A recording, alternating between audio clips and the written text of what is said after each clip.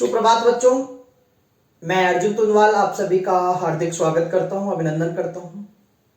आज हम बात करने वाले हैं कक्षा 12 की पुस्तक से। और कक्षा 12 की पुस्तक में गद्यांश भाग में एक कहानी दी हुई है ममता नाम से। जो ये ममता कहानी है, इसके लेखक हैं जयशंकर प्रसाद। जयशंकर प्रसाद जो कि छायावादी कवि हैं, उनका परिचय हम पढ़ चुके हैं। जिन भी बच्चों ने अगर परिचय नहीं पढ़ा है तो एक बार वीडियो अवश्य देखें। अब हम बात करते हैं ममता कहानी की रूपरेखा पर। ममता कहानी का सार और ममता कहानी से हमें क्या सीख मिलती है उसके बारे में हम चर्चा करेंगे। कहने का मतलब यह है कि जो जयशंकर प्रसाद की रचना है ममता, कक्षा 12 की पुस्तक अनिवार्य हिंदी में, उस पर संपूर्ण बात आज हम करने वाले हैं। तो शुरुआत करते हैं सबसे पहले कि ममता कहानी में दिया हुआ क्या है, क्या संदेश है, क्या मूल उद्देश्य है। देखो, इस कहानी में ममता एक लड़की है।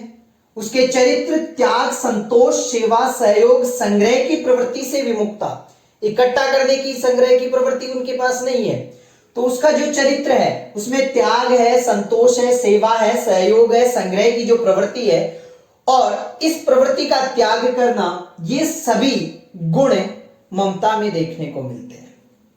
अगली बात, ममता अपने पिता से प्राप्त उत्कोच को स्वीकार न करके, उत्कोच का मतलब होता है, कभी कभी क्या होता है कि किसी दुर्ग पर कोई दुर्ग आ रहा है, कोई राजा आक्रमण करता है तो हमें लगता है कि हम हार जाएंगे, तो हम जाके क्या है उनकी अधीनता स्वीकार कर लेते हैं कि ठीक है हम आपके अधीन रहेंगे, उसे बोलते हैं उत्कोच। तो वह उत्कोच स्वीकार कर लेते हैं कौन? ममता के पिता चूड़ामणि जी। अब वह उत्कोच में स्वीकार करते हैं कुछ राशि, तो वह क्या करते हैं उस राशि को ममता के सामने पेश करते हैं। ममता इस बात से मना कर देती है कि मर जाएंगे पर उत्कोच स्वीकार नहीं करेंगे। उसके पिताजी मानते नहीं है और वह क्या करते हैं, तब उस बात को, ये देखो संग्रह की प्रवृत्ति की विमुक्ता, इस बात को स्वीकारते हुए वह उस दुर्ग को ही छोड़कर चली जाती है और आजीवन अपनी खुद की एक घास फूस की झोपड़ी बनाकर रहती है। ये कहानी किसकी है? ममता की। तो यहां पर मुख्य पात्र कौन हो गया? ममता। और इसके पिता का नाम क्या है? चूड़ामणि। अब हम जो कहानी का सार है उसमें क्या क्या बातें पढ़ने वाले हैं उसको एक एक करके पढ़ लेते हैं। युवती ममता, ठीक है। रोहताश के किले में एक कमरे में युवती ममता बैठी हुई है, सोन नदी का प्रवाह देख रही है। सोन नदी का, वहां नदी का नाम है सोन, उस नदी का प्रवाह देख रही है खिड़की में बैठकर। वह विधवा थी, चूड़ामणि उसके पिता थे। वह कमरे में आए किंतु ममता का ध्यान भंग नहीं हुआ और वह लौट गए। वह अपनी पुत्री के लिए चिंतित थे। कुछ समय बाद पुनः लौटे। उसके साथ 10 नौकर चांदी के बड़े थाल लेकर आए, उसमें मूल्यवान सोना भरा हुआ था। चूड़ामणि रोहताश दुर्ग के स्वामी के मंत्री थे। शेरशाह उस पर अधिकार करना चाहता था। उनसे यह धन उत्कोच के रूप में मंत्री को दिया था। ममता ने पिता से उसे लौटा देने के लिए कहा। उसने कहा वे ब्राह्मण हैं, उनको इतने धन की जरूरत नहीं है। शेरशाह सूरी, एक और पात्र आएगा इसमें, शेरशाह सूरी। अब देखो यहां पर है रोहताश दुर्ग। रोहताश दुर्ग आपको समझ में आना चाहिए कि शेरशाह सूरी एक मुगल शासक है जो रोहताश दुर्ग पर कब्जा करना चाहता है, परंतु इसकी अधीनता स्वीकार कर ली किसने? चूड़ामणि ने। और चूड़ामणि जो प्राप्त राशि थी वह किसको देना चाहता था? ममता को देना चाहता था, परंतु ममता विधवा थी और एक तरह से वह पहले से ही दुख में डूबी हुई थी। फिर से उसके पिता ने उसको दुख दे दिया तो वह इस बात को सहन नहीं कर पाई।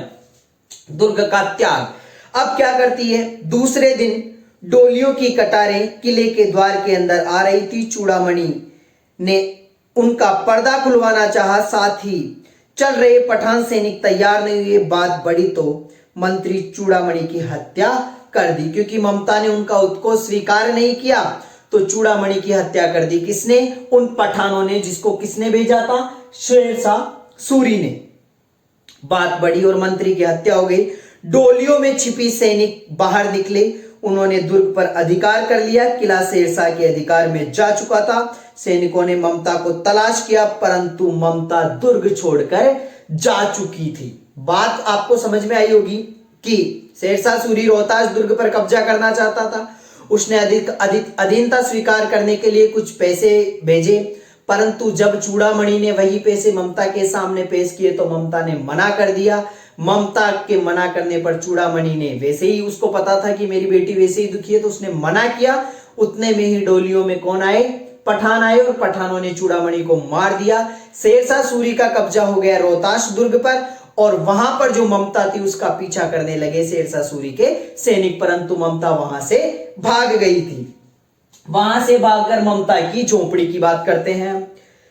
काशी में एक बिहार का खंडहर था, उसमें ममता ने झोपड़ी बना ली। वह अपनी झोपड़ी में बैठी धार्मिक पाठ कर रही थी। दीपक के मंद प्रकाश में उसने झोपड़ी के द्वार पर एक अत्यंत हताश और थके मादे व्यक्ति को देखा। वह उठकर दरवाजा बंद करना चाहती थी, परंतु उस व्यक्ति ने उसमें आश्रय की याचना की। परिचय पूछने पर उसने बताया कि मैं मुगल बादशाह हुमायूं हूं, शेरशाह से चौसा युद्ध में हार कर रास्ता भटक आया हूं। उसने सैनिक पीछे पड़े हुए हैं। तो कहने का मतलब देखो, यहां से दुर्ग का त्याग कर दिया। अब ममता अपनी झोपड़ी बनाकर रहने लग गई। अचानक वह अपना जीवन बिता रही थी कि अचानक ही एक दिन वहां पर एक मुगल बादशाह आते हैं जिसका नाम क्या है? हुमायूं। हुमायूं वहां पर आता है और हुमायूं कहता है कि मेरे पीछे शेरशाह सूरी के सैनिक लगे हुए हैं, मुझे एक दिन के लिए यहां पर जगह चाहिए रहने के लिए। तो वह ममता की झोपड़ी में ही रहता है। ममता उसको क्या देती है? सहारा देती है, ममता का भय और शंका। अब ममता को किस बात का भय होता है? वह विधर्मी था। शेरशाह ने बलपूर्वक उसके पिता की हत्या कर रोहतास दुर्ग पर अधिकार कर लिया था। वह भी ऐसा ही कर सकता था। उसने आश्रय देने से मना कर दिया। छल की शंका से व्यतीत हुमायूं जाने लगा तो ममता को अपना अतिथि सरकार का धर्म याद आ गया। उसने हुमायूं को रोका और एक दिन के लिए हुमायूं को अपनी कुटिया में जगह दी, परंतु उसको डर था कि जिस तरह से शेरशाह ने हम पर आक्रमण करके हमारा दुर्ग ले लिया, कहीं हुमायूं भी हमारी झोपड़ी ना ले ले। खंडहर में छिपी ममता। अब उसके बाद क्या बात होती है? सवेरा हुआ।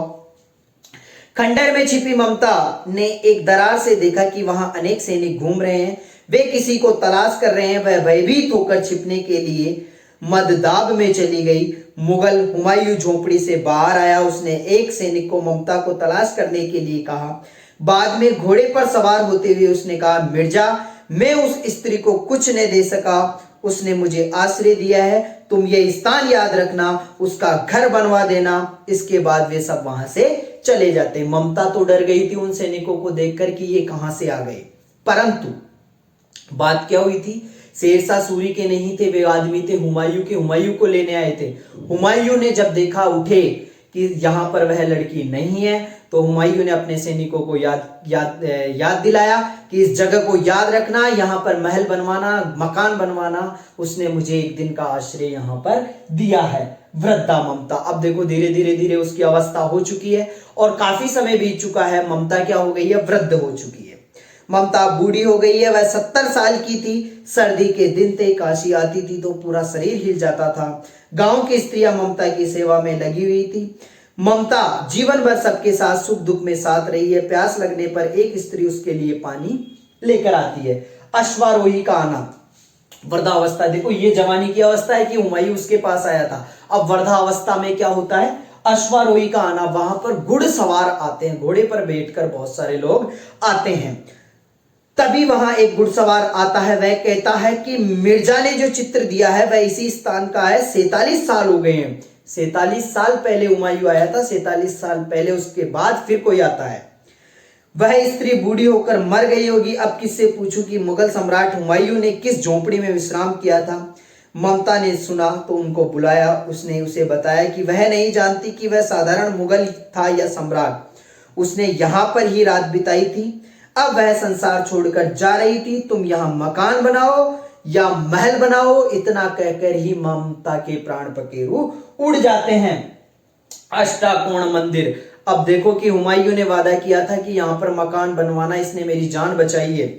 उस स्थान पर एक भव्य अष्टकोण भवन बनाया गया और उस शिलालेख पर लिखाया गया कि इस स्थान पर मुगल सम्राट हुमायूं ने विश्राम किया था एक दिन के लिए। उसके पुत्र अकबर ने इसी स्मृति को स्थायी रखने के लिए वहां भव्य मंदिर बनाया गया।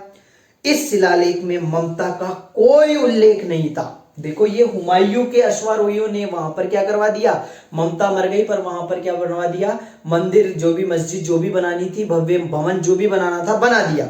उस पर लिख दिया कि यहां पर एक दिन मुगल महाराज हुमायूं ने विश्राम किया था। ये यहां पर ममता का त्याग था, बलिदान था। ये कहानी यहीं पर समाप्त होती है। लगभग आप सभी को समझ में आई होगी। नहीं आई है तो एक बार पुनः वीडियो को देखें।